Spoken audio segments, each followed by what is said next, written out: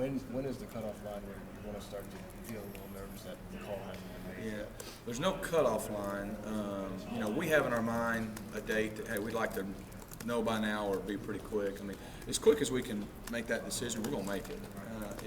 If when it becomes evident that this is the individual who needs to lead our football team and gives us the best chance to win, I don't think you wait. I think you make that call and you give your team much time leading up to that first game as you can to develop continuity, get them all the reps with the right guys. What's fall camp? 4 weeks, 4.5 weeks for your first game. And I think a couple weeks in is reasonable. But at the same time, we've done it before, and I know plenty of other people have done it before, that you wait till the week before the first game. If you have to, you'll do that, because I think the most important thing is getting it right. If you get it right, then everything else will fall into place. What you don't want to do is try to rush to get it done so quick that you get it wrong. So. Coach Malzahn mentioned briefly at Media Days about how you guys are going to do something a little bit different with the quarterbacks early.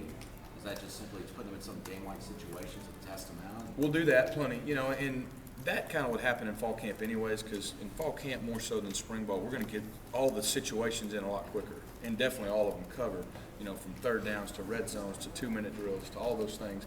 And those will happen pretty quick, and you'd like to that happen earlier, so maybe you can evaluate guys in those situations. But I think also what Coach is alluding to, you got 4 guys, and you got 4 guys that all legitimately have a chance to win the job and are capable of winning the job.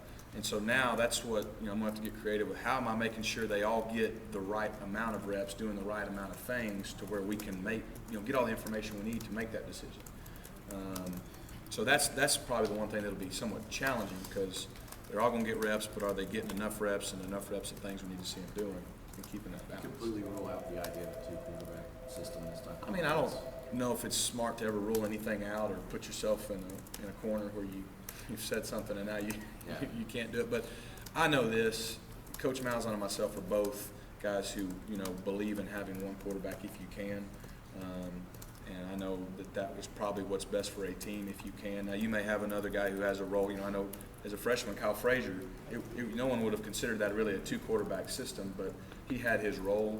But at the same time, we're going to do what gives us the best chance to win. And if it's a 2-quarterback system, then so be it. But that's not necessarily what we're looking for right now. We're looking for the one person who can lead our football team, protect the football, and win football games. All four guys are mobile and certainly can run create plays on the ground. When you're going through the practice before you make the decision, do you think it's going to be necessary to have them go live and see what happens? Probably not. We've tried that before, and a couple guys went down the first year we were here. We got Barrett Trotter and Neil Cottle, back-to-back plays, I think. So, it's a good idea. It makes sense, but we probably won't. We didn't do it with Cam, and to a large degree, we weren't completely sure how great he was going to be, with his feet.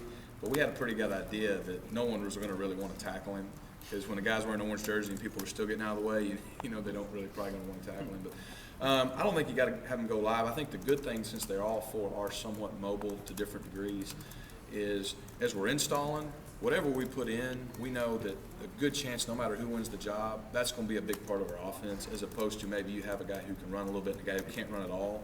And know whenever you do make that decision, the offense is going to have to either go this way or this way.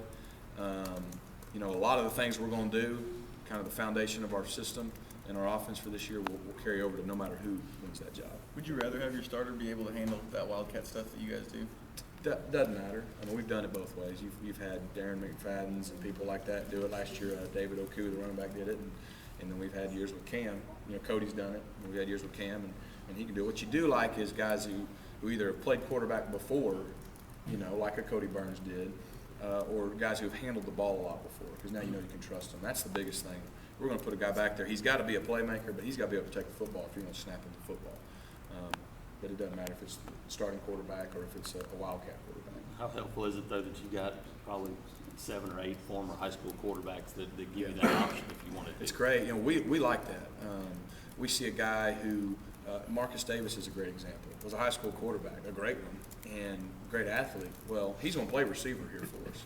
But we love that because that's a guy that we know he's a winner, he's a competitor, he's a smart kid who understands how to think big picture on concepts and think the game. So now when he goes out there receiver, he's going to do what Cody Burns did, and Emory Blake, who had played receiver in high school, and Darvin Adams, who had played receiver in high school. Those guys usually tend to be savvy and and make really good receivers. Another for us. one of those former high school quarterbacks who is not an option because he couldn't qualify was Jason Smith. Mhm. How much does his failure to qualify and Ernest Robinson's failure to qualify change your timetable perception at both quarterback and at the wide receiver position?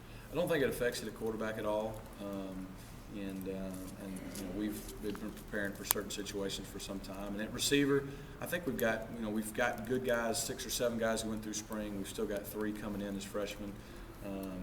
So I feel good about our depth there too. You said in the spring though that you wanted to have 10 to 12 receivers. Yep. Now you're looking closer to 9, maybe 10.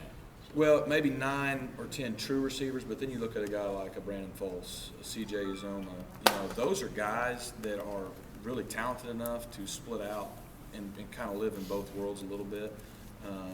And you know, we're obviously trying to assign young men in this class to get us to where we need to be, maybe numbers-wise. But I feel good about having guys like that who can make plays with their hand down in the backfield, split out.